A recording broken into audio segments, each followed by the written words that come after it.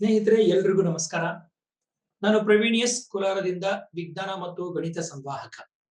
ಈಗ ನಾವು ಈ ಒಂದು ಸಂಚಿಕೆಯಲ್ಲಿ ತಗೊಳ್ತಾ ಇರುವಂತಹ ಪ್ರಶ್ನೆಗಳು 2021ರ ಟಿಇಟಿ ನಲ್ಲಿ ಬಂದಂತ ಪ್ರಶ್ನೆಗಳು, ಪೇಪರ್ 1 ನಲ್ಲಿ ಬಂದಂತ ಪ್ರಶ್ನೆಗಳು. ಈ ಪ್ರಶ್ನೆಗಳಿಗೆ ಉತ್ತರ ಮತ್ತು ವಿಶ್ಲೇಷಣೆಗಳನ್ನು ನೋಡೋಣ. ಆ ವಿಶ್ಲೇಷಣೆಗಳ ಮೂಲಕ ಮತ್ತೊಂದಷ್ಟು ಪ್ರಶ್ನೆಗಳಿಗೆ ಉತ್ತರಗಳನ್ನು ಹುಡುಕೋ ಪ್ರಯತ್ನ ಮಾಡೋಣ. ಬನ್ನಿ, ಮೊದಲನೇ ಪ್ರಶ್ನೆ. In a circle the ratio of diameter and radius is. ಇಲ್ಲಿ ಪ್ರಶ್ನೆಯನ್ನು ನಾನು ಇಂಗ್ಲಿಷ್ ಮೀಡಿಯಂ ಅಲ್ಲಿ ತಗೊಂಡಿದ್ದೀನಿ. ಇದರ ವಿವರಣೆ ನಾನು ಕನ್ನಡ ಮೀಡಿಯಂ ಅಲ್ಲೂ ಸಹ ಕೊಡ್ತಾ ಇದ್ದೀನಿ. ಹಾಗಾಗಿ in a circle the ratio of diameter and radius is. ಒಂದು ವೃತ್ತದಲ್ಲಿ ವ್ಯಾಸ ಮತ್ತು ತ್ರಿಜ್ಯದ ಅನುಪಾತ ಎಷ್ಟು ಅಂತ ಕೇಳ್ತಾ ಇದ್ದಾರೆ. ವ್ಯಾಸ ಮತ್ತು ತ್ರಿಜ್ಯದ ಅನುಪಾತ. ಇಲ್ಲಿ ನಮಗೆ ಬೇಕಾಗಿರೋದು diameter to radius. Diameter to radius ಅಂದ್ರೆ ಡಯಾಮೀಟರ್ ಬೈ ರೇಡಿಯಸ್ ಅಂತಾನು ತಗೋಬಹುದು.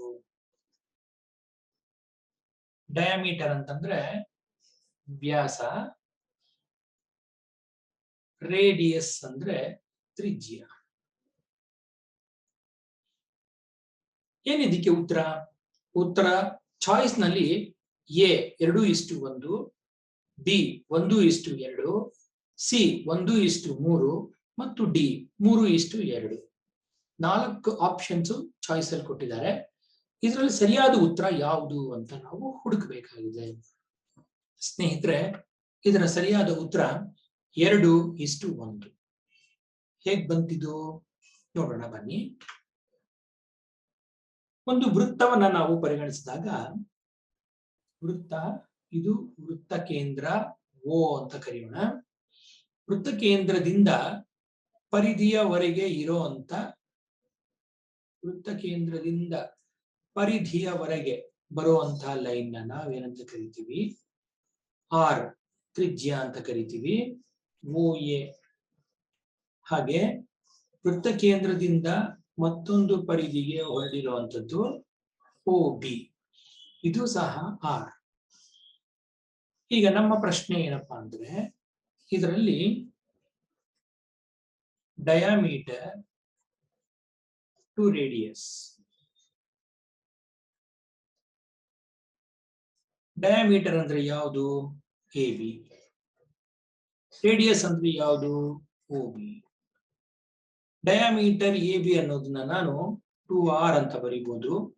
ರೇಡಿಯಸ್ ನ R ಅಂತ ಬರೆದಿದ್ದಾದ್ರೆ ನಮಗ್ ಬರುವಂತ ಉತ್ತರ 2/1 ಅಥವಾ 2:1. ಇದು ಸರಿಯಾದ ಉತ್ತರ ಆಗಿರುತ್ತೆ. ಅದೇ ರೇಡಿಯಸ್ ಟು ಡಯಾಮೀಟರ್ ಅಂತ ಕೇಳಿದ್ರೆ ಇಲ್ಲಿ ನಾವೇನ್ ಬರಿಬೇಕಾಗುತ್ತೆ? 1:2 ಅಂತ ಬರಿಬೇಕಾಗುತ್ತೆ. ಇಲ್ಲಿ ಕೇಳಿರೋದು ಡಯಾಮೀಟರ್ ಟು ರೇಡಿಯಸ್. ಹಾಗಾಗಿ ಪ್ರಶ್ನೆನ ನಾವು ಸರಿಯಾಗಿ ಓದ್ಕೋಬೇಕಾಗುತ್ತೆ. ಯಾವುದು ಮೊದಲು ಯಾವುದು ನಂತರ ಬರುತ್ತೆ ಅನ್ನೋದನ್ನ ನಾವು ಗಮನಿಸಿ ಉತ್ತರ ಬರೆದ್ರೆ ನಮ್ಮ ಉತ್ತರ ಸರಿಯಾಗುತ್ತೆ. ಆದ್ದರಿಂದ ಸರಿಯಾದ ಉತ್ತರ 2:1. ಸ್ನೇಹಿತರೆ, ಬನ್ನಿ ನಮ್ಮ ಎರಡನೇ ಪ್ರಶ್ನೆಗೆ ಹೋಗೋಣ. The number of triangular faces in a square based pyramid. Triangular faces ಅಂದ್ರೆ ತ್ರಿಭುಜಾಕಾರದ ಮುಖಗಳು ಯಾವುದರಲ್ಲಿ? ವರ್ಗ ಪಾದ ಗೋಪುರ. ಸ್ಕ್ವೇರ್ ಬೇಸ್ಡ್ ಪಿರಮಿಡ್ ಅಂದ್ರೆ ವರ್ಗಪಾದ ಗೋಪುರ ಅಂತ. ವರ್ಗಪಾದ ಗೋಪುರದಲ್ಲಿ ಎಷ್ಟು ತ್ರಿಭುಜಾಕಾರದ ಮುಖಗಳಿವೆ ಅನ್ನೋದು ಪ್ರಶ್ನೆ. The number of triangular faces in a square based pyramid is 3, 5, 4, 2. ವರ್ಗಪಾದ ಗೋಪುರದ ಚಿತ್ರವನ್ನ ನೀವು ಮನಸ್ಸಿಗೆ ತಂದುಕೊಳ್ಳಿ, ಇಲ್ಲ ಒಂದು ಚಿತ್ರ ಬರೆದ್ರು ಆಯ್ತು. ಇದಕ್ಕೆ ಸರಿಯಾದ ಉತ್ತರ 4. ಹೇಗೆ 4? ಬನ್ನಿ ನೋಡೋಣ. ಇದು ವರ್ಗಪಾದ ಗೋಪುರದ ಚಿತ್ರ. ಕೆಳಗಡೆ ಒಂದು ವರ್ಗಪಾದ ಇದೆ, ಮೇಲ್ಗಡೆ ಆ ವರ್ಗದ ಎಲ್ಲಾ ಅಂಚುಗಳಿಗೆ ಅಂದ್ರೆ 4 ಅಂಚುಗಳಿಗೆ ಒಂದೊಂದು ತ್ರಿಭುಜವನ್ನ ಬರೆಯಲಾಗಿದೆ. ಹಾಗಾಗಿ ಇಲ್ಲಿ ನಮಗ್ ಸಿಗುವಂಥದ್ದು ಈ ರೀತಿಯ ಚಿತ್ರ. ನೀವು ಇಡೀ ಚಿತ್ರವನ್ನ ಅಂದ್ರೆ ಇಡೀ ಸಾಲಿಡ್ ನ ಓಪನ್ ಮಾಡಿ ನೋಡಿದ್ರೆ ನಿಮ್ಗೆ ಸಿಗುವಂಥದ್ದು ಇದು. ಇಲ್ಲಿ ಗಮನಿಸಿ, ಇದು ಒಂದು ಸ್ಕ್ವೇರ್, ಇಲ್ಲೊಂದು ಟ್ರಯಾಂಗ್ಯುಲರ್ ಫೇಸ್, ಇಲ್ಲೊಂದು ಟ್ರಯಾಂಗ್ಯುಲರ್ ಫೇಸ್, ಇಲ್ಲೊಂದು ಟ್ರಯಾಂಗ್ಯುಲರ್ ಫೇಸ್, ಇಲ್ಲೊಂದು ಟ್ರಯಾಂಗ್ಯುಲರ್ ಫೇಸ್. ಹಾಗಾಗಿ ಒಟ್ಟು 4 ಟ್ರಯಾಂಗ್ಯುಲರ್ ಫೇಸಸ್ ಇದೆ. ಈ ಚಿತ್ರ ಏನೋ ನಾವು ಇಲ್ಲಿ ಹೀಗೆ ಡೈರೆಕ್ಟ್ ಆಗಿ ಇಮೇಜ್ ತಗೊಂಡ್ವಿ, ಬರೆದು ಬಿಟ್ವಿ. ಆದ್ರೆ ಬರೆಯೋದು ಹೇಗೆ? ಈ ಚಿತ್ರವನ್ನ ಬರೆಯೋದನ್ನು ನೀವು ಪ್ರಾಕ್ಟೀಸ್ ಮಾಡ್ಕೋಬೇಕು. ಇಲ್ಲಿ ಒಂದು ವರ್ಗವನ್ನ ನಾವೇನ್ ಮಾಡ್ತೀವಿ, ಒಂದು ಸಮಾನಾಂತರ ಚತುರ್ಭುಜ ತರ ಬರ್ಕೋತೀವಿ. ನಂತರ ಇಲ್ಲೆಲ್ಲಾದ್ರೂ ಒಂದು ಶೃಂಗ ಕೊಡಿ. ಈ ಶೃಂಗದಿಂದ ನಮ್ಮ ಕಣ್ಣಿಗೆ ಕಾಣೋ ಅಂತ ಲೈನ್ಗಳಾದ್ರೆ ನಾವೇನ್ ಮಾಡ್ಬೇಕು, ಡಾರ್ಕ್ ಆಗಿ ಬರೀಬೇಕು. ಇದು ನಮ್ಮ ಕಣ್ಣಿಗೆ ಕಾಣುತ್ತೆ, ಇದು ನಮ್ಮ ಕಣ್ಣಿಗೆ ಕಾಣುತ್ತೆ. ಆದ್ರೆ ನಮ್ಮ ಕಣ್ಣಿಗೆ ಕಾಣಿಸದೇ ಇರೋ ಲೈನ್ ಯಾವುದು? ಇದು. ಈ ರೀತಿಯಾಗಿ ನಮ್ಮ ಕಣ್ಣಿಗೆ ಕಾಣಿಸದೇ ಇರುವಂತ ಲೈನ್ ನ ಬೇಕಾದ್ರೆ ಇದನ್ನು ನೀವು ಡಾರ್ಕ್ ಕಟ್ ಲೈನ್ ಮಾಡ್ಕೋಬಹುದು. ಈ ತರದ ಒಂದು ಚಿತ್ರ ಬರೆದು ನಂತರ 4 ಟ್ರಯಾಂಗ್ಯುಲರ್ ಫೇಸಸ್ ಇದೆ ಅನ್ನೋದು ಇಲ್ಲಿ ಗೊತ್ತಾಯ್ತು. ಹಾಗೆ ಪ್ರಶ್ನೆಯನ್ನು ನಾವು ಇನ್ನೂ ಮುಂದುವರಿಸಬಹುದು. ಹೇಗೆ ಮುಂದುವರಿಸೋದು? ಒಂದು ವೇಳೆ ತ್ರಿಭುಜ ಪಾದ ಗೋಪುರ ಕೇಳಿದ್ದಿದ್ರೆ ಏನಾಗೋದು? ತ್ರಿಭುಜ ಪಾದ ಗೋಪುರ ಅಂತಂದ್ರೆ ಇದು ತ್ರಿಭುಜ ಇರುತ್ತೆ. ನೀವು ಇಲ್ಲೇನಾದ್ರೂ 1 2 ಮತ್ತು 3 ಇದು ತ್ರಿಭುಜ ಪಾದ ಗೋಪುರ. ಪಿರಮಿಡ್ ಅಂದ್ರೆ ಗೋಪುರ. ಪಿರಮಿಡ್ ಅನ್ನೋದು ಈಜಿಪ್ಷಿಯನ್ ಪಿರಮಿಡ್ಗೆ ನೀವು ಹೊಂದಾಣಿಕೆ ಮಾಡಿಕೊಂಡು ಯೋಚನೆ ಮಾಡಿದ್ರೆ ಉತ್ತರ ಸಿಗುತ್ತೆ. ಹಾಗೆ ಪಟ್ಟಕ ಅಥವಾ ಪ್ರಿಸಮ್ ಅನ್ನೋ ಒಂದು ಪ್ರಶ್ನೆನೂ ಬರುತ್ತೆ. ಒಂದು ಪ್ರಿಸಮ್ ಹೇಗಿರುತ್ತೆ? ಒಂದು ಚಿತ್ರ ಮಾತ್ರ ನಿಮಗೆ ಬರೆದು ತೋರಿಸ್ತೀನಿ. ಪ್ರಿಸಮ್ ಅಥವಾ ಪಟ್ಟಕ ಅಂತ ಇದಕ್ಕೆ ಹೆಸರು. ಇದು ಈ ರೀತಿಯಾಗಿರುತ್ತೆ. ಒಂದು ಪ್ರಿಸಮ್ ಚಿತ್ರ ಇಲ್ಲಿ ಬರಿತಾ ಇದ್ದೀನಿ.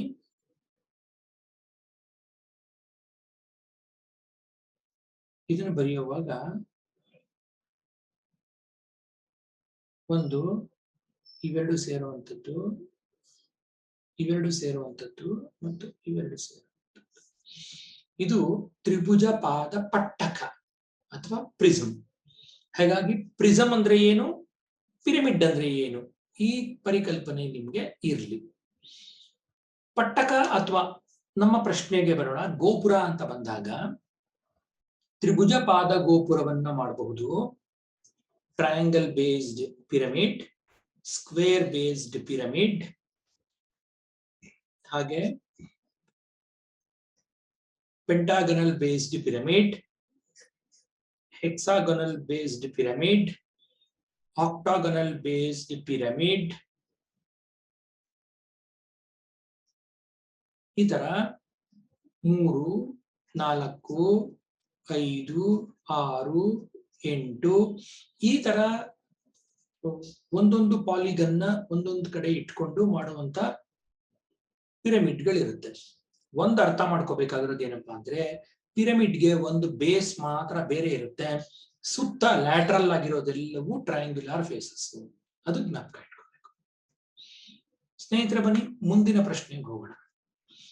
The curved surface area of a right circular cylinder is 4.4 meter square. The radius of the base is 0.7 meter. Then its height is.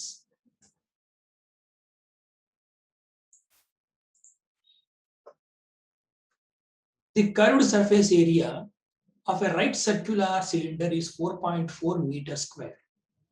The radius of the base is 0.7 meter. Then its height is. ಒಂದು ನೇರ cylinder ಅಥವಾ ನೇರ ಸ್ತಂಭಾಕೃತಿಯ ಏನ್ ಕೊಟ್ಟಿದ್ದಾರೆ, ಪಾರ್ಶ್ವ ಮೇಲ್ಮೈ ವಿಸ್ತೀರ್ಣ ಕೊಟ್ಟಿದ್ದಾರೆ ಅಥವಾ ವಕ್ರ ಮೇಲ್ಮೈ ವಿಸ್ತೀರ್ಣ 4.4 ಮೀಟರ್ ಸ್ಕ್ವೇರ್ ಅಂತ ಹೇಳ್ತಾ ಇದ್ದಾರೆ. 4.4 ಮೀಟರ್ ಸ್ಕ್ವೇರ್ ವಿಸ್ತೀರ್ಣ, ಪಾದದ ತ್ರಿಜ್ಯ 0.7 ಮೀಟರ್, ಹಾಗಾಗಿ ಅದರ ಎತ್ತರ ನಾವು ಕಂಡುಹಿಡಿಯಬೇಕಾಗಿರೋದೇನು ಎತ್ತರ. we need to find the height of the cylinder given the curved surface area to be 4.4 meters square and the radius of the base is 0.7 meter. So how to find the answer? ಇದಕ್ಕೆ answer 1 metre ಅಂತ ನಾನು ಇಲ್ಲಿ ಕೊಟ್ಟಿದ್ದೀನಿ. ಇದಕ್ಕೆ ಹೇಗೆ ಕಂಡುಹಿಡಿಯೋದು ನೋಡೋಣ.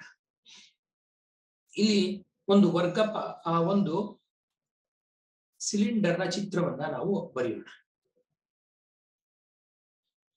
ಒಂದು cylinder ಅಥವಾ ಸ್ತಂಭಾಕೃತಿ ಈ ರೀತಿಯಾಗಿರುವಂಥದ್ದು.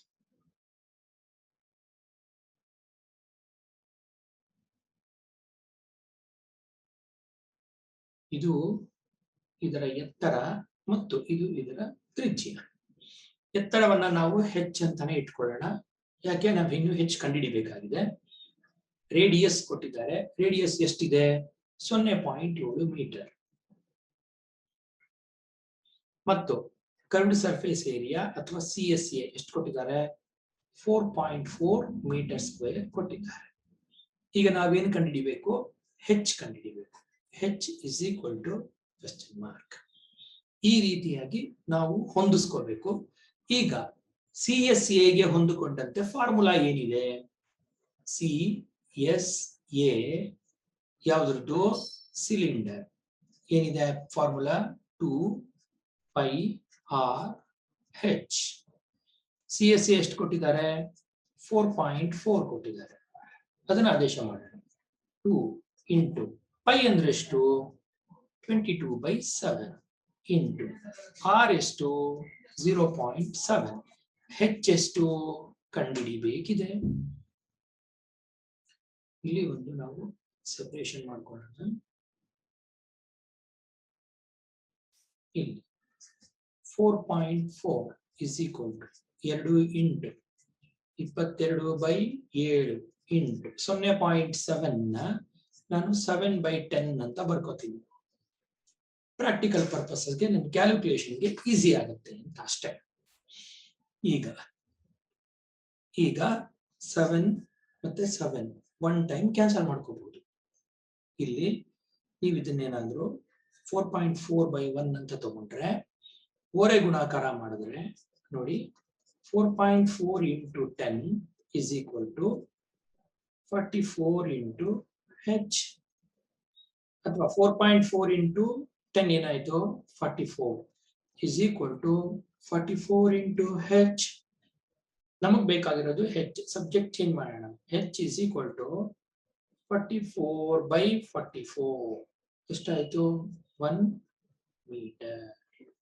ಇಲ್ಲೆಲ್ಲವೂ ಮೀಟರ್ ನಲ್ಲೇ ಕೊಟ್ಟಿರೋದ್ರಿಂದ ಇದನ್ನ ನಾವು h is equal to 1 metre.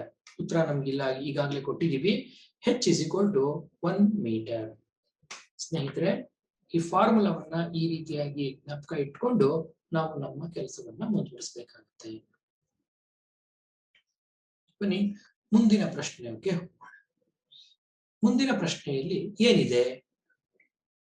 The number of 3m cubes that can be formed by melting a metallic cuboid measuring 18 meter into 12 meter into 9 meter is 3m ಏನ್ ಮಾಡ್ಬೇಕು? ಘನಗಳನ್ನ ನಾವು ಉತ್ಪಾದನೆ ಮಾಡಬೇಕಾಗಿದೆ. ಯಾವುದರಿಂದ?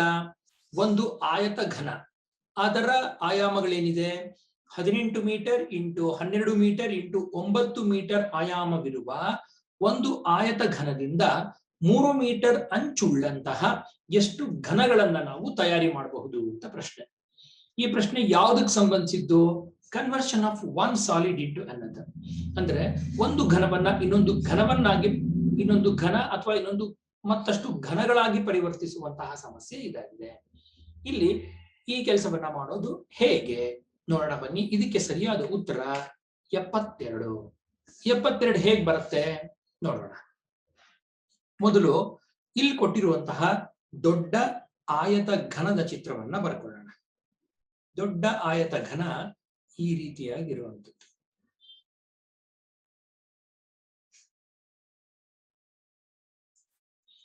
ಇದು ಒಂದು ಆಯತ ಘನ.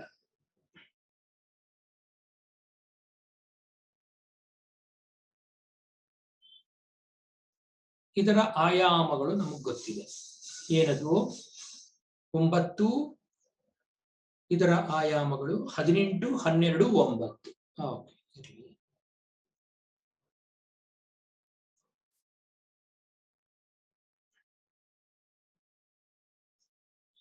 ಇದು ಒಂದು ಆಯತಘನ. ಈ ಆಯತಘನದ ಆಯಾಮಗಳು 18 ಮೀಟರ್, ಒಂದು 18 ಮೀಟರ್, ಒಂದು 12 ಮೀಟರ್, ಮತ್ತೊಂದು 9 ಮೀಟರ್. ಹೀಗಿರುವಂತಹ ಒಂದು ಆಯತಘನವನ್ನ ಏನ್ ಮಾಡ್ತಾ ಇದೀವಿ ನಾವು?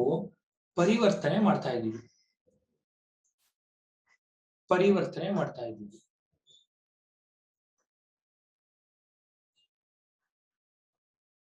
ಏನಾಗಿ ಪರಿವರ್ತಿಸ್ತಾ ಇದ್ದೀವಿ?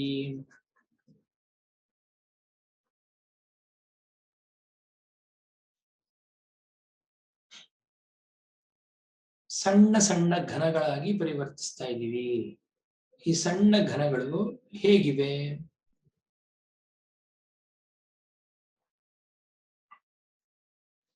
ಈ ರೀತಿಯ ಘನಗಳಿವೆ.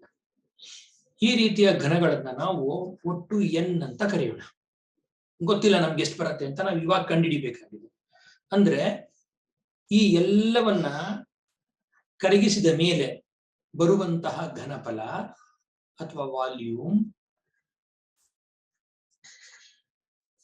ಈ ಎನ್ ವಾಲ್ಯೂಮ್ ಇವೆರಡು ಸಮ, ಹೌದು ತಾನೆ? ಹಾಗಾಗಿ ಇದರ ಘನಫಲ L into B into H ಅಂತ ಕರೆಯೋಣ. ಇದರ ಘನಫಲ L into B into H into N. ಹಾಗಾಗಿ ಎನ್ ಅನ್ನೋದೇನಾಯ್ತು? ಎನ್ನಿಗೆ ನೀವು ಬಿಡಿಸಿದ್ರೆ L into B into H divided by L into B into H. ಆದ್ರೆ ಇಲ್ಲಿ ಎಲ್ ಬಿ ಹೆಚ್ ಎಲ್ಲವೂ ಸಮ ಇರೋದ್ರಿಂದ ನಾವೇನ್ ಮಾಡೋಣ? ಇದು ಘನ ಆಗಿರೋದ್ರಿಂದ 18 into base 12 into 9 divided by 3 into 3 into 3.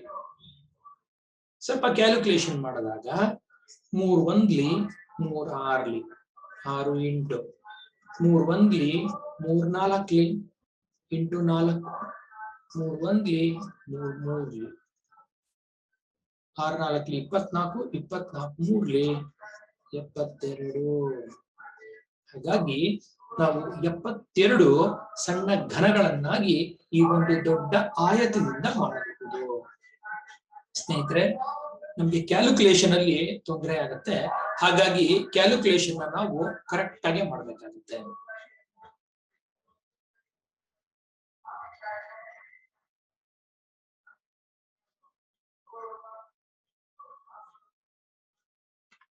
ಬನ್ನಿ ಮುಂದಿನ ಪ್ರಶ್ನೆಗೆ ಹೋಗೋಣ. ನಮ್ಮ ಮುಂದಿನ ಪ್ರಶ್ನೆ, the formula to find the volume of frustum of a cone. ಒಂದು ಶಂಕುವಿನ ಭಿನ್ನಕದ ಘನಫಲ ಕಂಡುಹಿಡಿಯುವ ಸೂತ್ರ. ಶಂಕುವಿನ ಭಿನ್ನಕ ಮತ್ತು ಅದರ ಘನಫಲ.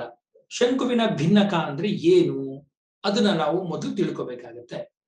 ಒಂದು ಶಂಕುವನ್ನ ಕೊಟ್ಟಾಗ, ಒಂದು ಶಂಕು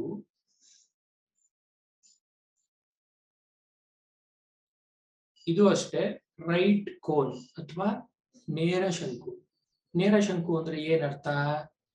ಇವೆರಡು ಲಂಬವಾಗಿರುತ್ತೆ ಅಂತ ಅರ್ಥ. ಈ ಶಂಕುವನ್ನ ನಾನೇನ್ ಮಾಡ್ತೀನಿ, ಯಾವುದಾದ್ರೂ ಒಂದು ಸಮತಲ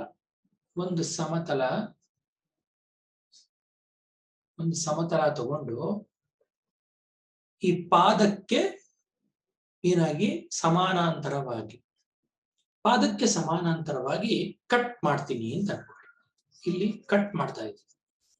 ಹಿಂಗ್ ಕಟ್ ಮಾಡಿದಾಗ ಮೇಲ್ಗಡೆಗೆ ಒಂದು ಭಾಗ ಮತ್ತು ಕೆಳಗಡೆಗೆ ಒಂದು ಭಾಗ, ಎರಡು ಭಾಗಗಳಾಗಿ ಅದು ಪಡೆಯುತ್ತೆ. ಹೇಗೆ? ಮೇಲ್ಗಡೆಯ ಭಾಗ ಈ ರೀತಿಯಾಗಿದ್ರೆ ಕೆಳಗಡೆಯ ಭಾಗ ಈ ರೀತಿಯಾಗಿರುತ್ತೆ.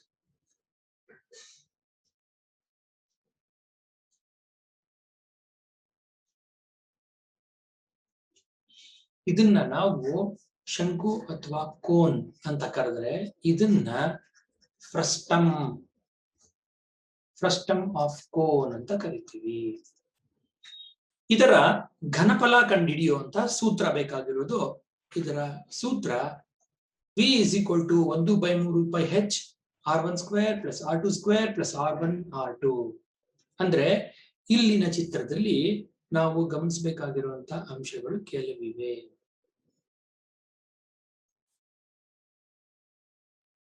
ಈ ತರ ಇರುವಂತಹ ಒಂದು ಫ್ರಸ್ಟಮ್ ಆಫ್ ದಿ ಕೋನ್. ಇದಕ್ಕೆ 2 ವೃತ್ತಪಾದಗಳು.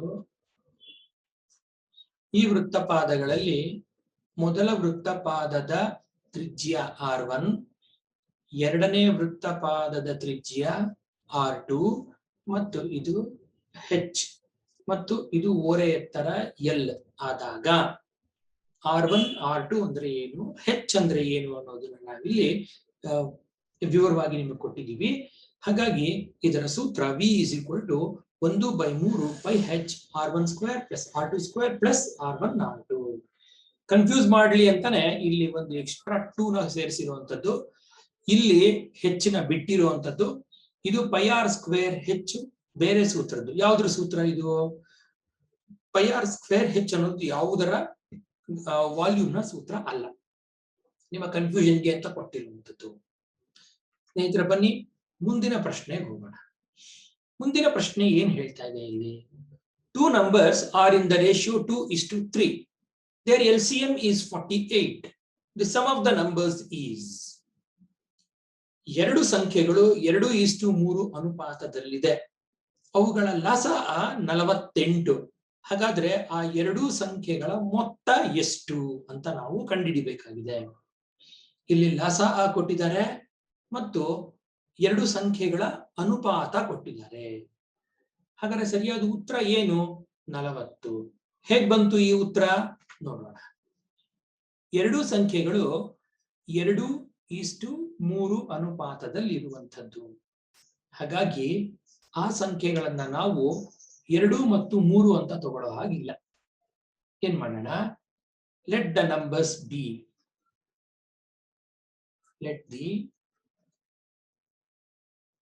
numbers be 2x and 3x. 2x ಮತ್ತು 3x ಅಂತ ಇರಲಿ. ಈಗ 2x ಮತ್ತು 3x ಗೆ ನಾವೇನ್ ಮಾಡ್ಬೇಕು? LCM ತೆಗಿಬೇಕು. ಹೆಂಗ್ ತೆಗಿತೀವಿ LCM ನ? 2x ಮತ್ತು 3x ಅಂತ ಬರ್ಕೊಂಡ್ರೆ ಇಲ್ಲಿ x ಕಾಮನ್ ಆಗಿದೆ, 2 ಮತ್ತು 3 ಅಂತ ಬರೀತೀವಿ. ನಂತರ 2ರಿಂದ ಭಾಗಿಸಿದ್ರೆ ಇದು 1, ಇದು 3 ಹಾಗೆ ಉಳಿಯುತ್ತೆ. ನಂತರ ಇದನ್ನ 3 ಇಂದ ಭಾಗಿಸಿದ್ರೆ 1, 1 ಹಾಗೆ ಉಳಿಯುತ್ತೆ. ಹಾಗಾಗಿ ಇವೆಲ್ಲವನ್ನು ನೀವೇನಾದ್ರೂ ಗುಣಿಸಿದ್ರೆ ಲಸಅ ಅಥವಾ LCM ಏನಾಯ್ತು? x ಇಂಟು 2 ಇಂಟು 3 ಎಷ್ಟಾಯ್ತು? 6x ಆಯ್ತು. ಆದ್ರೆ LCM ಬೆಲೆ ಕೊಟ್ಟಿದ್ದಾರೆ. LCM ಎಷ್ಟು? 48. 48 is equal to 6x, or 6x is equal to 48. x ಬೆಲೆ ಬೇಕಾಗಿದೆ. ಹಾಗಾಗಿ 48/6 ಎಷ್ಟಾಯ್ತು? 8. ಸೊ x ವ್ಯಾಲ್ಯೂ ಎಷ್ಟಾಯ್ತು? 8 ಆಯ್ತು. ನಮ್ಮ ಹತ್ರ ಇರೋ ನಂಬರ್ಸ್ ಯಾವ್ಯಾವುದು? 2x ಅಂದ್ರೆ 2 ಇಂಟು 8 ಒಂದು ಸಂಖ್ಯೆ 16, ಇನ್ನೊಂದು 3x 3 ಇಂಟು 8 ಇನ್ನೊಂದು ಸಂಖ್ಯೆ 24. ಇಷ್ಟಕ್ಕೆ ಆಗಿಲ್ಲ ಪೂರ್ತಿ. ಸಂಖ್ಯೆಗಳ ಮೊತ್ತ, ಸಮ್ ಆಫ್ ದ ನಂಬರ್ಸ್ ಅಂತ ಕೇಳಿದ್ದಾರೆ.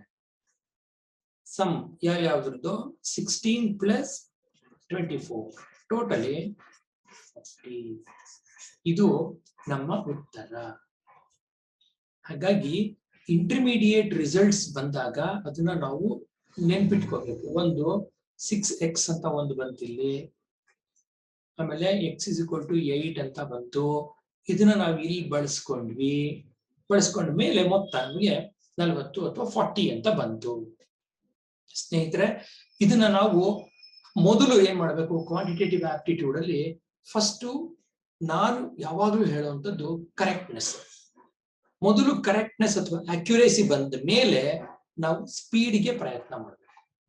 ಮೊದಲೇ ಸ್ಪೀಡ್ಗೆ ಹೋದ್ರೆ ಆಕ್ಸಿಡೆಂಟ್ಗಳಾಗತ್ತವೆ, ತಪ್ಪುಗಳಾಗತ್ತವೆ. ಬನ್ನಿ, ಈ ಪ್ರಶ್ನೆಯ ಉತ್ತರ ಎಷ್ಟಾಗಿತ್ತು? 40 ಆಗಿತ್ತು. ಮುಂದಿನ ಪ್ರಶ್ನೆ ನೋಡೋಣ.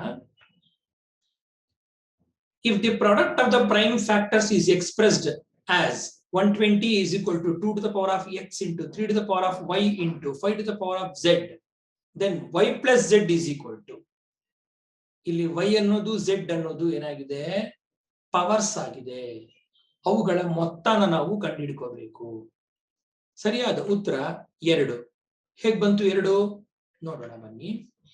120ನ್ನ 2 ಭಾಗಗಳಾಗಿ ಫ್ಯಾಕ್ಟರ್ಸ್ ಆಗಿ ಹೊಡೆಯೋಣ. 2 ಮತ್ತು 60. 60ನ್ನ 2 ಫ್ಯಾಕ್ಟರ್ಸ್ ಆಗಿ ಹೊಡೆಯೋಣ. 62 ಫ್ಯಾಕ್ಟರ್ಸ್ ಯಾವ್ಯಾವುದು? 2 ಮತ್ತು 30. 30ನ್ನ 2 ಫ್ಯಾಕ್ಟರ್ಸ್ ಆಗಿ ಮಾಡೋಣ. Product of factors 2 15. 15ನ್ನ 2 ಫ್ಯಾಕ್ಟರ್ಸ್ ಆಗಿ ಹೊಡೆಯೋಣ. ಏನೇನ್ ಬಂತು? 3 5. ಇನ್ನು further we can not simplify. ಹಾಗಾಗಿ 120 ಅನ್ನೋದನ್ನ ನಾವು ಹೇಗೆ ಬರೀಬಹುದು? 2 into 2 into 2 into 3 into 5 ಅಥವಾ 2 to the power 3 into 3 to the power 1 into 5 to the power 1. ಪ್ರಶ್ನೆಯಲ್ಲಿ ಏನ್ ಕೊಟ್ಟಿದ್ರು? 2 to the power of x into 3 to the power of y into 5 to the power z. ಆಗೇನಾಯ್ತು? x ಮತ್ತು y ಬೆಲೆಗಳನ್ನ ನೋಡ್ಕೊಳ್ಳೋಣ. x ಬೆಲೆ 3, y ಬೆಲೆ 1, z ಬೆಲೆನು 1. ಪ್ರಶ್ನೆಯಲ್ಲಿ ಕೇಳಿದ್ದೇನು? y plus z ಎಷ್ಟು? y ಎಷ್ಟು? 1, z 1. ಹಾಗಾಗಿ ಉತ್ತರ 2. ಈ ರೀತಿಯಾಗಿ ಎಲ್ಲೂ ಕಾನ್ಸೆಪ್ಚುಯಲ್ ಆಗಿ ತಪ್ಪು ಬರದೇ ಇರೋ ಹಾಗೆ ನೋಡ್ಕೊಂಡು ನಾವು ಲೆಕ್ಕವನ್ನ ಮಾಡಬೇಕು. ಬನ್ನಿ ಮುಂದಿನ ಪ್ರಶ್ನೆಗೆ ಹೋಗೋಣ. The P by Q form of 0.366666 is, ಇದು ಒಂದು ಇರ್ರಾಷನಲ್ ನಂಬರ್. ಈ ಇರ್ರಾಷನಲ್ ನಂಬರ್ನ ನಾವು, ಇದು ಒಂದು ರ್ಯಾಷನಲ್ ನಂಬರು. ಈ ರ್ಯಾಷನಲ್ ನಂಬರ್ನ ನಾವು ಪಿ ಬೈ ಕ್ಯೂ ರೂಪದಲ್ಲಿ ವ್ಯಕ್ತಪಡಿಸಬೇಕು. ಇರ್ರಾಷನಲ್ ನಂಬರ್ಗಳನ್ನ ಪಿ ಬೈ ಕ್ಯೂ ರೂಪದಲ್ಲಿ ವ್ಯಕ್ತಪಡಿಸಕ್ ಆಗಲ್ಲ. ಇದು ಯಾಕೆ ರ್ಯಾಷನಲ್ ಆಗಿದೆ ಅಂತಂದ್ರೆ, ಇದು ರಿಪೀಟಿಂಗ್ ಅಂದ್ರೆ ರೆಕರಿಂಗ್ ಡೆಸಿಮಲ್ ಆಗಿದೆ. 0.3 ಆದ್ಮೇಲೆ 3 66666 ಕಂಟಿನ್ಯೂ ಆಗ್ತಾ ಹೋಗ್ತಾ ಇರುವಂತದ್ದು. ಹಾಗಾಗಿ ಇದು ರೆಕರಿಂಗ್ ಡೆಸಿಮಲ್, ರ್ಯಾಷನಲ್ ಫ್ರಾಕ್ಷನ್. ಹಾಗಾಗಿ ಇದನ್ನ ಪಿ ಬೈ ಕ್ಯೂ ರೂಪದಲ್ಲಿ ನಾವು ವ್ಯಕ್ತಪಡಿಸಬಹುದು. ವ್ಯಕ್ತಪಡಿಸಿದಾಗ ನಮ್ಗೆ ಸಿಗುವಂತ ಉತ್ತರ 11/30. ಹಾಗಾದ್ರೆ ಹೇಗ್ ಮಾಡೋದು ಇದನ್ನ? ಬನ್ನಿ ಮೊದಲು ಏನ್ ಮಾಡೋಣ. x ಅನ್ನೋದನ್ನ ನಾವು ನಮ್ಮ ಪ್ರಶ್ನೆಯಾದ 0.3666 ಸೋ ಆನ್ ಬರ್ಕೊಳ್ಳೋಣ. ಇಲ್ಲಿ ಒಂದು ಟ್ರಿಕ್ ಏನಪ್ಪಾ ಅಂದ್ರೆ, ನಾನು ಇದನ್ನ 10ರಿಂದ ಗುಣಿಸ್ತೀನಿ ಅಂತ ಅನ್ಕೊಳ್ಳಿ. ಆಗಿದೇನಾಯ್ತು? 10x ಆಯ್ತು. 10x ಆದ ತಕ್ಷಣ 10ರಿಂದ ಇದನ್ನ ಗುಣಿಸ್ಕೊಂಡಾಗ ಈ ಪಾಯಿಂಟ್ 1 ಡಿಜಿಟ್ ಮಾತ್ರ ಮುಂದೆ ಹೋಗುತ್ತೆ. ಅವಾಗ ಏನಾಯ್ತು? ಇದು 3.66666 ಸೋ ಆನ್. ಇವೆರಡರಿಂದ ನಾನು ವ್ಯತ್ಯಾಸವನ್ನ ತಗೊಳಕ್ಕಾಗಲ್ಲ. ವ್ಯತ್ಯಾಸ ತಗೊಂಡ್ರೆ ಮತ್ತೆ ಅಲ್ಲಿ 0.36 3.66. ನನಗೆ ವ್ಯತ್ಯಾಸ ಹೇಗ್ ಬರ್ಬೇಕಪ್ಪ ಅಂತಂದ್ರೆ ಇಲ್ಲಿ ತೋರಿಸ್ತೀನಿ ನೋಡಿ. ಇದನ್ನೇನ್ ಮಾಡ್ತೀನಿ ನಾನು? 100ರಿಂದ ಗುಣಿಸ್ಕೊತೀನಿ. 100ರಿಂದ ಗುಣಿಸ್ಕೊಂಡ್ರೆ ಈ 3ನ ಪಾಯಿಂಟ್ ಇಲ್ಲಿದೆ, ಒಂದು ಪಾಯಿಂಟ್ ಈ ಕಡೆಗೆ ಶಿಫ್ಟ್ ಆಗುತ್ತೆ. ಅವಾಗ ಇದೇನಾಯ್ತು? 36.66666 ಸೋ ಈಗ ನಾನು ಮಾಡೋ ಕೆಲಸ ಏನಪ್ಪಾ ಅಂದ್ರೆ, 100x ಮೈನಸ್ 10x ಅಂತ ತಗೋತೀನಿ. 100x ಅಂದ್ರೆ ಎಷ್ಟು? 36.66666 ಸೋ 10x ಅನ್ನೋದೇನು 3.6666 ಈಗ ಇವೆರಡರ ವ್ಯತ್ಯಾಸವನ್ನ ತಗೊಳ್ಳೋಣ. ಇಲ್ಲಿ ಮೈನಸ್, ಇದನ್ನು ಮೈನಸ್ ಮಾಡ್ತೀನಿ. ಈಗ ಪಾಯಿಂಟ್ ಇಟ್ರೆ ಎಲ್ಲವೂ ಒಂದೇ, 6666, ಹಾಗಾಗಿ ಇದು 0. 36ರಲ್ಲಿ 3 ಹೋದ್ರೆ 33, 100ರಲ್ಲಿ 10 ಹೋದ್ರೆ 90. 90x is equal to 33. ನಮಗ್ ಬೇಕಾಗಿರುವಂತದ್ದು x ನ ಬೆಲೆ. x is equal to 33/90. ಈಗ ಇದನ್ನ 3ರಿಂದ ಕ್ಯಾನ್ಸಲ್ ಮಾಡೋಣ. 3 30, 33s are 3011s are. Therefore, the value of x is 11/30. ಇದು ನಮ್ಮ ಉತ್ತರ.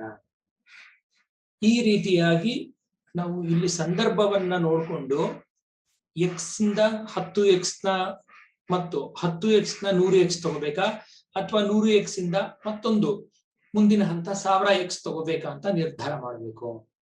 ಒಂದು ವೇಳೆ ಈ ರೀತಿ ಪ್ರಶ್ನೆ ಇದ್ರೆ ಹೇಗೆ 0.7777 ಈ ತರ ಇದ್ದಾಗ ನಾವೇನ್ ಮಾಡಬಹುದು, x ಮತ್ತು 10x ಮಾತ್ರ ತಗೊಂಡು ಬಿಟ್ಬಿಡಬಹುದು. ಒಂದು ಪಾಯಿಂಟ್ ಶಿಫ್ಟ್ ಆಯ್ತು.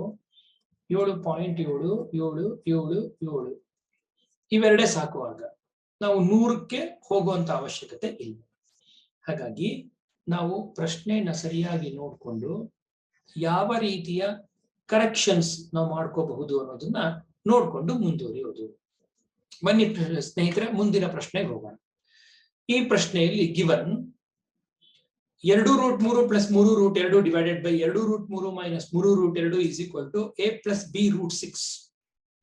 ಹಾಗಾದ್ರೆ a ಮತ್ತು b ಗಳ ಬೆಲೆ 5 2 -5 -2 5 -2 -5 2. ಈ ಪ್ರಶ್ನೆ ಸ್ವಲ್ಪ ದೊಡ್ಡದಾಗಿರೋದ್ರಿಂದ ಇದಕ್ಕೆ ವರ್ಕೌಟ್ ಮಾಡೋದು ಸ್ವಲ್ಪ ಟೈಮ್ ಹಿಡಿಯುತ್ತೆ. ಹೇಗ್ ಮಾಡಬಹುದು ಅಂತ ನೋಡೋಣ. ಏನ್ ಕೊಟ್ಟಿದ್ದಾರೆ, 2√3 + 3√2 ಡಿವೈಡೆಡ್ ಬೈ 2√3 - 3√2. ಉತ್ತರ -5 -2 ಆಗಿದೆ. ಹೇಗ್ ಬಂತು ನೋಡೋಣ. 2√3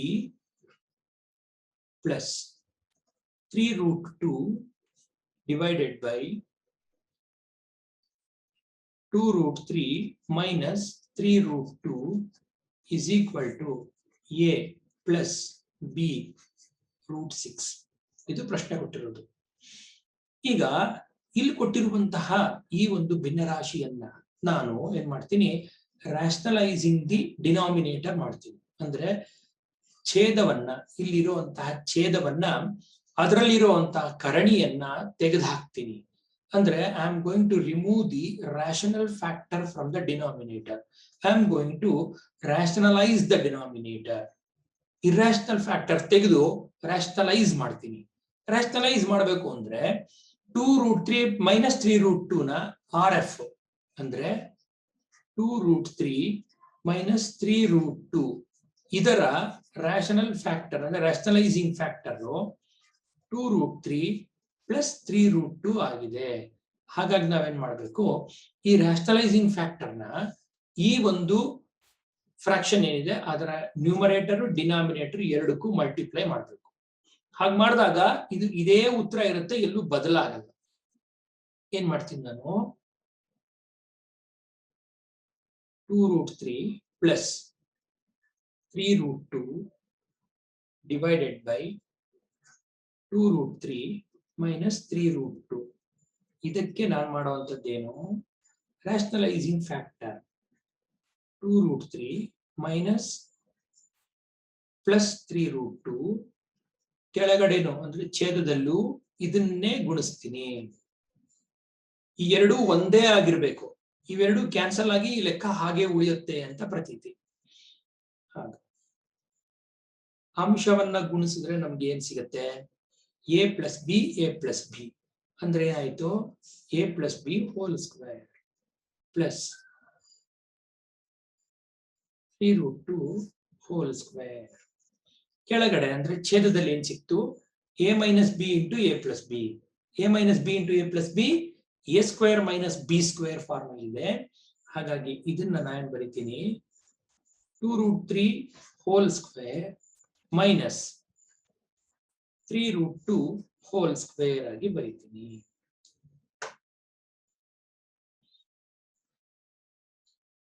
ಇಷ್ಟಾದ ಮೇಲೆ ಇಲ್ಲೇ ಮುಂದುವರಿಸೋಣ.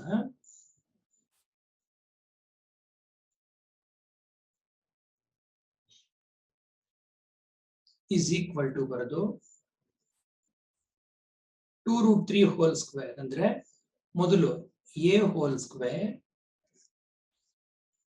Plus b whole square plus 2 into ab ಏನು 2√3 3√2 a plus b whole square is equal to a square plus b square plus 2ab. ಇಲ್ಲಿ ಛೇದದಲ್ಲಿ 2 ಸ್ಕ್ವೇರ್ ಅಂದ್ರೆ 4 ಇಂಟು 3 12, 3 ಸ್ಕ್ವೇರ್ ಅಂದ್ರೆ 9, 9 ಇಂಟು 2 18 is equal to ಅಂಶದಲ್ಲಿ ಏನೇನು ಸಿಕ್ತು 2 square 4 3s are 12 plus 3 square 9, 9 2s are 18 plus 2 into 2 4, 4 into 3 12, root 3 into root 2 root 6 divided by minus 6. ಈಗ ಇನ್ನು ಮುಂದುವರೆದು 12 plus 18 ಎಷ್ಟು 30 plus 12 root 6 whole divided by minus 6 ಆಯ್ತು. ಇದರ ಉತ್ತರವನ್ನ ಈ ಭಾಗದಲ್ಲಿ ಬರೆಯೋಣ. 30 ಮತ್ತೆ 12 ಇವೆರಡಕ್ಕೂ HCF ಮಾಸ ಎಷ್ಟು 6.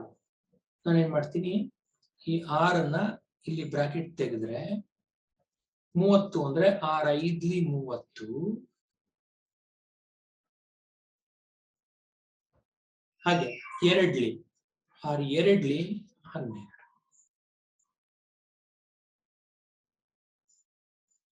divided by minus 6. ಈಗ ಇಲ್ಲಿ ಏನೇನೆಲ್ಲ ಕ್ಯಾನ್ಸಲ್ ಮಾಡಬೇಕು ನಾವು R1ಲಿ R1ಲಿ ಅದರ -1 ಇಲ್ಲೊಂದಿದೆ ಇಲ್ಲಿ -1ಲಿ ಹಾಗಾಗಿ -1 ಇಂಟು 5 ಪ್ಲಸ್ 2√6 ಅಥವಾ -5 -2√6. ಇದನ್ನ ನಾವು ಇಲ್ಲಿಗೆ ಹೋಲಿಕೆ ಮಾಡೋಣ. ಇಲ್ಲಿಗೆ ಹೋಲಿಕೆ ಮಾಡಿದ್ರೆ ಎ ಜಾಗದಲ್ಲಿ ಏನೇನೆಲ್ಲ ಸಿಕ್ತು ನೋಡಿ. ಎ ಜಾಗದಲ್ಲಿ -5, ಬಿ ಜಾಗದಲ್ಲಿ -2. ಹಾಗಾಗಿ ಉತ್ತರ -5 -2. ಸ್ನೇಹಿತರೆ, ಇದು ಈ ಒಂದು ಲೆಕ್ಕದ ವರ್ಕಿಂಗ್. ಇದು ಸ್ವಲ್ಪ ಟೈಮ್ ತಗೊಳತ್ತೆ ನಿಜ, ಆದ್ರೆ ಟೈಮ್ ತಗೊಂಡಾಗ್ಲೂ ನಾವೇನ್ ಮಾಡ್ಬೇಕು a plus b whole square formula, a square minus b square ಫಾರ್ಮುಲಾಗಳ ಬಗ್ಗೆ ಎಚ್ಚರಿಕೆಯಿಂದ ಬರೆದು ಕೊನೆಯಲ್ಲಿ -1 ಉಳಿಯುತ್ತೆ, ಅದನ್ನ ಮರೆಯೋ ಹಾಗಿಲ್ಲ. -1 ಮರೆತ್ರೆ ಸಾಮಾನ್ಯವಾಗಿ ಉತ್ತರ ಏನ್ ಮಾಡ್ತಾರೆ 5,2 ಅಂತ ಹಾಕ್ಬಿಟ್ಟು ಬರ್ತೀವಿ. ಸ್ವಲ್ಪ ಕೇರ್ಫುಲ್ ಆಗಿರಿ. ಅದಕ್ಕಾಗೆ ಲೆಕ್ಕಗಳನ್ನ ಈ ರೀತಿಯಾಗಿ ಟ್ರಿಕಿಯಾಗಿ ಕೊಡುವಂಥದ್ದು. ಬನ್ನಿ ನಮ್ಮ ಮುಂದಿನ ಪ್ರಶ್ನೆಗೆ ಹೋಗೋಣ. ಈ ಒಂದು ಪ್ರಶ್ನೆಯಲ್ಲಿ the incorrect statement among the following, incorrect statement ಯಾವುದು ಅಂತ ನಾವು ಹುಡುಕಬೇಕಾಗಿದೆ. ಹಾಗಾದ್ರೆ ಸ್ಟೇಟ್ಮೆಂಟ್ಸ್ ಏನೇನಿದೆ ನೋಡೋಣ. ಮೊದಲನೇದು, the sum of 2 integers is always an integer. The difference of 2 integers is always an integer. The product of 2 integers is always an integer. And the quotient obtained when an integer is divided by an integer is always an integer. ಈ ಯಾವುದು rule ಬಗ್ಗೆ ನಾವು ಮಾತಾಡ್ತಾ ಇದ್ದೀವಿ? We are talking about the closure property. Closure property ಅಡಿಷನ್ಗೆ 2 integers ನ add ಮಾಡಿದ್ರೆ some integer ಆಗತ್ತಾ? ಆಗತ್ತೆ. ಒಂದು ಇಂಟಿಜರ್ ನ ಇನ್ನೊಂದು ಇಂಟಿಜರ್ ನ ಇಂದ ನಾವು ಸಬ್ಟ್ರಾಕ್ಟ್ ಮಾಡಿದ್ರೆ, ಡಿಫರೆನ್ಸ್ ತಗೊಂಡ್ರೆ ಅಲ್ಲಿ ಬಂದಿರುವಂತ ಡಿಫರೆನ್ಸ್ ಇಂಟಿಜರ್ ಆಗತ್ತಾ? ಖಂಡಿತವಾಗ್ಲೂ ಇಂಟಿಜರ್ ಆಗುತ್ತೆ. ಹಾಗೇನೆ ಎರಡು ಇಂಟಿಜರ್ ನ ನಾವು ಪ್ರಾಡಕ್ಟ್ ಅಂದ್ರೆ ಮಲ್ಟಿಪ್ಲೈ ಮಾಡಿದ್ರೆ ನಮ್ಗೆ ಸಿಗುವಂತ ಪ್ರಾಡಕ್ಟ್ ಇಂಟಿಜರ್ ಆಗತ್ತಾ? ನಿಜವಾಗ್ಲೂ ಇಂಟಿಜರ್ ಆಗತ್ತೆ. ದಿ ಕೋಶೆಂಟ್ ಒಬ್ಟೈನ್ಡ್ ಅಂದ್ರೆ ಒಂದು ಇಂಟಿಜರ್ ನ ಇನ್ನೊಂದು ಇಂಟಿಜರ್ ಇಂದ ನಾವು ಭಾಗಿಸಿದಾಗ ನಮಗ್ ಸಿಗುವಂತ ಕೋಶೆಂಟ್ ಅದು ಇಂಟಿಜರ್ ಆಗತ್ತಾ? ಸಾಧ್ಯ ಇಲ್ಲ. ಎಲ್ಲಾ ಸಂದರ್ಭದಲ್ಲೂ ಸಾಧ್ಯ ಇಲ್ಲ. 20ನ 5ರಿಂದ ಭಾಗಿಸಿದ್ರೆ 4 ಉತ್ತರ ಬರುತ್ತೆ, ಅದು ಇಂಟಿಜರ್. ಅದೇ 20ನ ನೀವು 7ರಿಂದ ಭಾಗಿಸಿ, ಇಂಟಿಜರ್ ಬರುತ್ತಾ? ಬರಲ್ಲ. ಹಾಗಾಗಿ under the set of integers the closure property holds good for addition, subtraction, integers ಆಗಿರೋದ್ರಿಂದ addition, subtraction and multiplication it doesn't holds good for division. ಹಾಗಾಗಿ ತಪ್ಪು ಸ್ಟೇಟ್ಮೆಂಟ್ ಯಾವುದು? The quotient obtained when an integer is divided by another integer is always an integer. This is the false statement. ಬನ್ನಿ ಸ್ನೇಹಿತರೆ, ನಾವು ನಮ್ಮ ಮುಂದಿನ ಪ್ರಶ್ನೆಗೆ ಹೋಗೋಣ. ಏನಿದು ಮುಂದಿನ ಪ್ರಶ್ನೆ? ಮುಂದಿನ ಪ್ರಶ್ನೆ, in a class of 42 students, 2/7 of them practiced volleyball, 3/7 of them practiced karate, and the remaining practiced kabaddi. Number of students who practiced kabaddi is. ಇಲ್ಲಿ ನಾವು ಒಂದು ಅನುಪಾತಕ್ಕೆ ಸಂಬಂಧಿಸಿದ ಪ್ರಶ್ನೆಯನ್ನ ನೋಡ್ತಾ ಇದ್ದೀವಿ. ಈ ಅನುಪಾತದ ಪ್ರಶ್ನೆಯಲ್ಲಿ ಏನು ಕಂಡುಹಿಡಿಬೇಕು ಅನ್ನೋದು ನಮಗೆ ಮುಖ್ಯ. ಒಟ್ಟು 42 ಜನ ವಿದ್ಯಾರ್ಥಿಗಳಿರುವಂತಹ ಒಂದು ಸ್ಕೂಲ್ ನಲ್ಲಿ 7ನೇ 2ರಷ್ಟು ವಾಲಿಬಾಲ್ ಆಡ್ತಾರೆ, 7ನೇ 3ರಷ್ಟು ಕರಾಟೆ ಆಡ್ತಾರೆ. ಹಾಗಾದ್ರೆ ಉಳಿದಿರೋ ಅಂತವ್ರು ಏನ್ ಮಾಡ್ತಾ ಇದಾರೆ? ಕಬಡ್ಡಿ ಆಡ್ತಾ ಇದ್ದಾರೆ. ಉಳಿದಿರುವಂತಹ ಕಬಡ್ಡಿ ಆಡುವಂತ ಮಕ್ಕಳ ಸಂಖ್ಯೆ ಎಷ್ಟು? ಇದಕ್ಕೆ ಸರಿಯಾದ ಉತ್ತರ 12. ಹೇಗ್ ಬಂತು ನೋಡೋಣ. ಇಲ್ಲಿ ಒಟ್ಟು ವಿದ್ಯಾರ್ಥಿಗಳ ಸಂಖ್ಯೆ ಟೋಟಲ್ ಎಷ್ಟಿದ್ದಾರೆ? ಇಲ್ಲಿ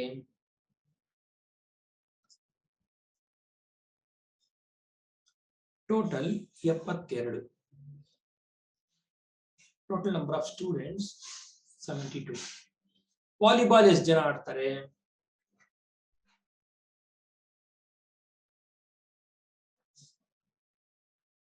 ವಾಲಿಬಾಲ್ ಆಡೋರು 2/7 ಅಂದ್ರೆ 7ನೇ 2, 2/7 ಇಂಟು ಒಟ್ಟು ವಿದ್ಯಾರ್ಥಿಗಳು ಎಷ್ಟು? 42. 72 ಅಲ್ಲ, 42 ಅಂದ್ರೆ 7 1 7 6 2 6 12 2 6 12. ನೆಕ್ಸ್ಟ್, ಕರಾಟೆ ಎಷ್ಟು ಜನ ಆಡ್ತಾ ಇದ್ದಾರೆ? ಕರಾಟೆ 3/7 7ನೇ 3 ಅಥವಾ 3/7 ಇಂಟು 42. 7 1 7 6 3 6 18. ಸೊ 42 ಜನರಲ್ಲಿ 12 ಜನ ವಾಲಿಬಾಲ್ ಆಡ್ತಾರೆ, 18 ಜನ ಕರಾಟೆ ಆಡ್ತಾರೆ. ಉಳಿದವರು ಅಂದ್ರೆ ರೆಸ್ಟ್ ಒಟ್ಟು 42. 42ರಲ್ಲಿ 12 ಪ್ಲಸ್ 18ನ್ನ ಕಳೆದು ಬಿಡೋಣ. 42ರಲ್ಲಿ 30 ಕಳೆಯೋಣ. ಆಗ ಉಳಿದಿದ್ದೆಷ್ಟಪ್ಪ? 12. ಹಾಗಾಗಿ ನಾವಿಲ್ಲಿ ಉತ್ತರವನ್ನ 12 ಅಂತಾನೆ ಕೊಟ್ಟಿದ್ದೀವಿ. ಒಟ್ಟು 12 ಜನ ಏನಾಡ್ತಾ ಇದ್ದಾರೆ? ಕಬಡ್ಡಿ ಆಡ್ತಾ ಇದ್ದಾರೆ. ಇದನ್ನ ನಾವು ಇನ್ನೂ ಒಂದು ರೀತಿಯಲ್ಲೂ ಮಾಡಬಹುದು. ಹೇಗ್ ಮಾಡಬಹುದು? ಭಿನ್ನರಾಶಿಗಳು ನಿಮ್ಗೆ ಚೆನ್ನಾಗಿ ಬರುತ್ತೆ ಅನ್ನೋ ಹಾಗಿದ್ರೆ ಇದರಲ್ಲಿ ಮಾಡಬಹುದು. ಹೇಗೆ ಅಂದ್ರೆ, ಒಟ್ಟು 1 ಅಂತ ನಾವು ಪರಿಗಣಿಸಿದ್ರೆ, ಎಲ್ಲರ ಸಂಖ್ಯೆ 1 ಅಂತ ಪರಿಗಣಿಸಿದ್ರೆ, ಉಳಿದವರೆಷ್ಟು? 1 ಮೈನಸ್ 2/7 ಪ್ಲಸ್ 3/7.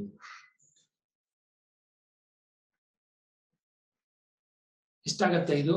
1 ಮೈನಸ್ 5/7 ಅಂದ್ರೆ 1 ಮೈನಸ್ 5/7 ಅಥವಾ 2/7 ಅನ್ನೋದು ಕರಾಟೆ ಆಡುವಂತಹ ರೆಸ್ಟ್ ಅಂದ್ರೆ ರೆಸ್ಟ್ ಅಥವಾ ಕಬಡ್ಡಿ ಆಡುವಂತವ್ರು.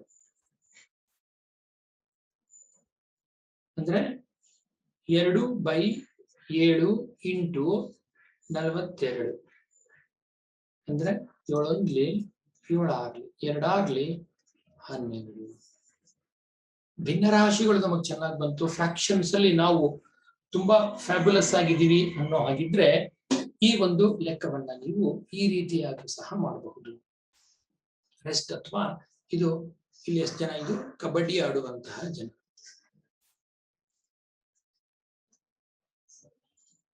ಇದು ಈ ಪ್ರಶ್ನೆಗೆ ಉತ್ತರ ಮತ್ತು ವಿವರಣೆ ಆಗಿತ್ತು.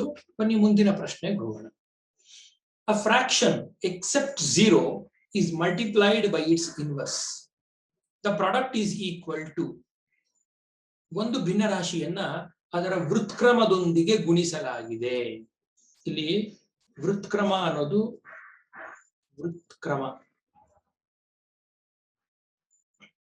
ಇಂಗ್ಲಿಷ್ ನಲ್ಲಿ ಅದನ್ನ ರೆಸಿಪ್ರೋಕಲ್ ಅಂತ ಕರಿತೀವಿ. ಒಂದು ಭಿನ್ನರಾಶಿಯನ್ನ ಅದರ ವೃತ್ಕ್ರಮದೊಂದಿಗೆ ಗುಣಿಸಿದಾಗ ಬರುವಂತಹ ಗುಣಲಬ್ಧ. 2/3 ಅನ್ನೋದು ಒಂದು ಫ್ರಾಕ್ಷನ್ ಆದ್ರೆ ಇದರ ರೆಸಿಪ್ರೋಕಲ್ ಏನಾಯ್ತು? 3/2 ಆಯ್ತು. 2/3 ನ 3/2 ಜೊತೆ ಗುಣಿಸಿ. 2 ಒಂದ್ಲಿ 2 ಒಂದ್ಲಿ 3 ಒಂದ್ಲಿ 3 ಒಂದ್ಲಿ ಒಟ್ಟು 1. So in general, a by b, if a by b is a fraction and it is being multiplied by its reciprocal b by a, then we get the product as 1. So every time when you multiply a fraction with its reciprocal, you get the product as 1. ಇದು ಯಾವತ್ತೂ ಇರುವಂತದ್ದೇ, until and unless a fraction that you consider is not 0. ಹಾಗಾಗಿ accept 0 ಅಂತ ಆ ಪ್ರಶ್ನೆಯಲ್ಲಿ ಕೊಟ್ಟಿರುವಂತದ್ದು. ಯಾಕೆ 0 ತಗೋಬಾರ್ದು? ಯಾಕೆ 0 ತಗೋಬಾರ್ದು ಅಂದ್ರೆ 1/0 is not defined. It is indeterminate. ಅದನ್ನ ಕೆಲವರು ಇನ್ಫೈನೈಟ್ ಅಂತ ಕರೆದ್ರೂ ಸಹ 1/0 is taken to be indeterminate. ಬನ್ನಿ ಪ್ರಶ್ನೆ 13 ಪರಿಗಣಿಸೋಣ. A thin metal sheet has 3.5 meter length and 2 and 1/4 meter breadth. The area of the metal sheet is. ಇಲ್ಲಿ ನಾವು area of the metal sheet ಕಂಡುಹಿಡಿಯಬೇಕಾಗಿದೆ.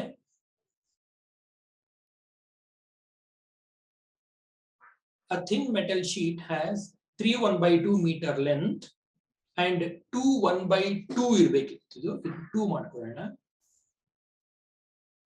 2 1/2 meter breadth. The area of the metal sheet is. Area of the metal sheet ಎಷ್ಟು ಬರುತ್ತೆ? ಸರಿಯಾದ ಉತ್ತರ 8 3/4 ಆಗಿದೆ. ಹೇಗೆ ಬರುತ್ತೆ ನೋಡೋಣ. ಒಂದು ಮೆಟಲ್ ಶೀಟ್ ಇದೇನಾಗಿದೆ, it is in the form of a rectangle. Length breadth ಅಂತ ಕೊಟ್ಟಿರೋದ್ರಿಂದ, ಅವರೇ ಮೆನ್ಷನ್ ಮಾಡಿರೋದ್ರಿಂದ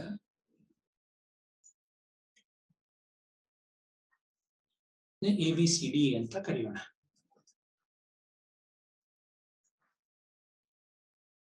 ಒಂದು 3.5, ಇನ್ನೊಂದು 2.5. ಇದರ ಏರಿಯಾ ಎಷ್ಟು? Length into breadth. ಲೆಂತ್ ಎಷ್ಟು? 3.5. ಬ್ರೆಡ್ತ್ ಎಷ್ಟು? 2.5. 3.5 ಅಂದ್ರೆ ಏನು? 2 3s are 6 plus 1 7/2. 2 2s are 4 4 plus 1 5/2. ಎಷ್ಟಾಯ್ತು? 7 5s are 35. 2 2s are 4. 35/4 ಅಂತ ಸಿಕ್ತು. ಆದ್ರೆ 35/4 ಅನ್ನೋದು ನಮ್ಮ ಉತ್ತರದಲ್ಲಿ ಇಲ್ಲ.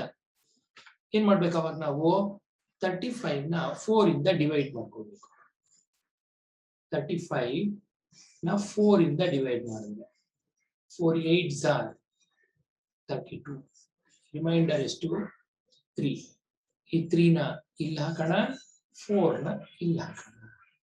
ಹಾಗಾಗಿ ಇದರ ಸರಿಯಾದ ಉತ್ತರ 8 3/4 ಮೀಟರ್ ಸ್ಕ್ವೇರ್ ಅಥವಾ ಸ್ಕ್ವೇರ್ ಮೀಟರ್ಸ್ ಅಥವಾ ಚದರ ಮೀಟರ್ಗಳು. ಈ ರೀತಿಯಾಗಿ ಈ ಪ್ರಶ್ನೆಯಲ್ಲಿ ವಿಶೇಷ ಏನಪ್ಪಾ ಅಂದ್ರೆ ಒಂದು ಮಿಕ್ಸೆಡ್ ಫ್ರಾಕ್ಷನ್ ಕೊಟ್ಟಿದ್ದಾರೆ, ಅದನ್ನ ನಾವು ಇಂಪ್ರಾಪರ್ ಆಗಿ ಕನ್ವರ್ಟ್ ಮಾಡಿ ನಂತರ ಮಲ್ಟಿಪ್ಲಿಕೇಶನ್ ಮಾಡಿ ಆಮೇಲೆ ಬಂದಿರುವಂತಹ ಇಂಪ್ರಾಪರ್ ಫ್ರಾಕ್ಷನ್ ನ ಮತ್ತೆ ಮಿಕ್ಸೆಡ್ ಆಗಿ ಕನ್ವರ್ಟ್ ಮಾಡಬೇಕು.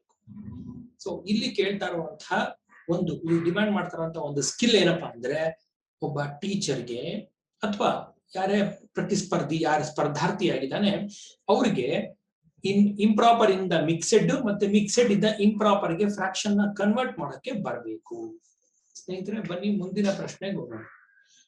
The value of x plus y by x minus y when x by y is equal to 3/2 is 5, 1/5, 2/3, 2. x is to y ಕೊಟ್ಟಿದ್ದಾರೆ, x plus y is to x minus y ಕೇಳ್ತಾ ಇದ್ದಾರೆ. ಏನು ಸರಿಯಾದ ಉತ್ತರ? 5. ಹೇಗ್ ಬಂತು ನೋಡೋಣ. ಏನ್ ಕೊಟ್ಟಿದ್ದಾರೆ? x by y ಕೊಟ್ಟಿದ್ದಾರೆ. x by y is equal to 3/2. ಏನ್ ಕೇಳಿದ್ದಾರೆ? x plus y divided by x minus y ಕೇಳಿದ್ದಾರೆ. ಈ ಲೆಕ್ಕವನ್ನ ನಾವು ಎರಡು ರೀತಿಯಿಂದ ಮಾಡಬಹುದು. ಒಂದು ಮೆಥಡ್ ನಾನು ನಿಮ್ಗೆ ಇಲ್ಲಿ ಹೇಳ್ತಾ ಇರುವಂತದ್ದು,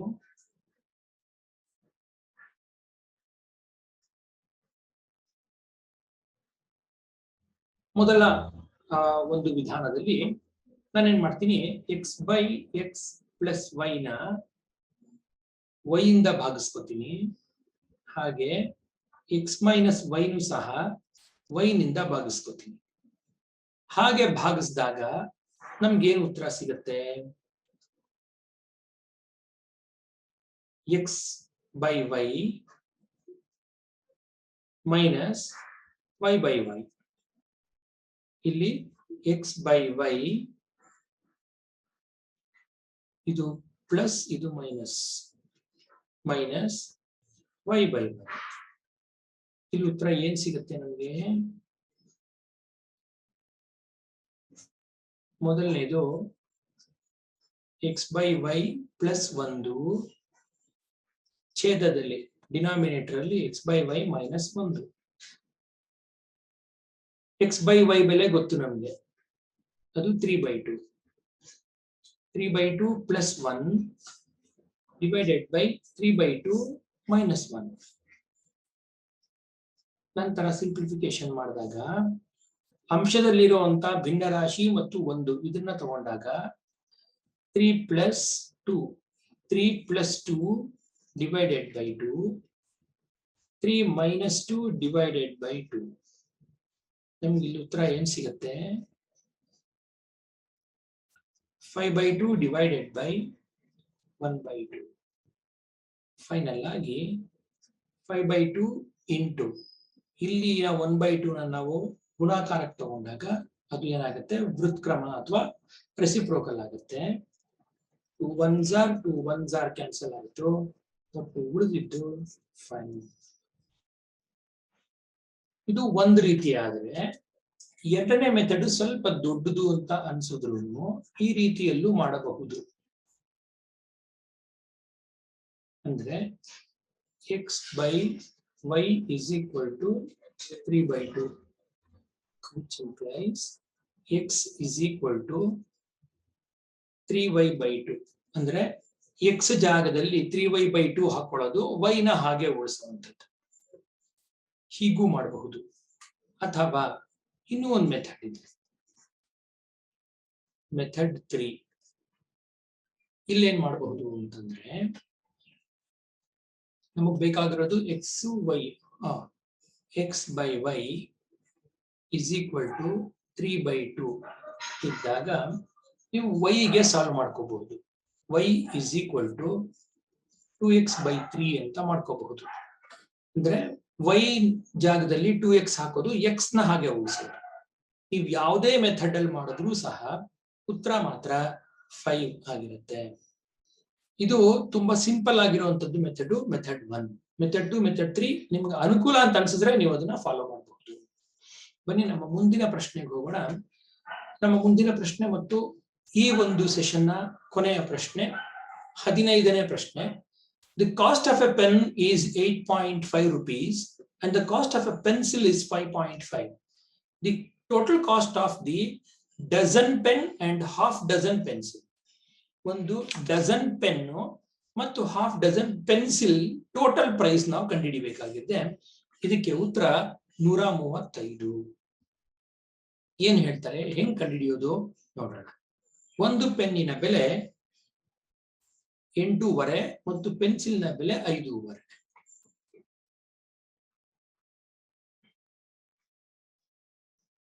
ಒಂದು pencil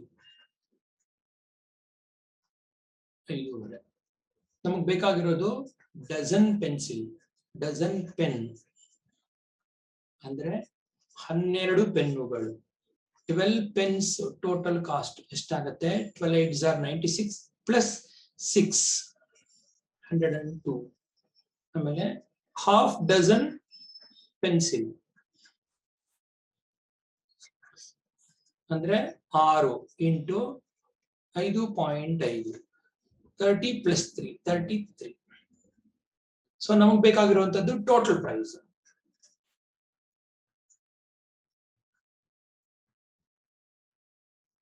Total price 102 plus 33. Totally it is 135 rupees. 135. ಹಾಗಾಗಿ ಉತ್ತರ 135 ಆಗಿದೆ.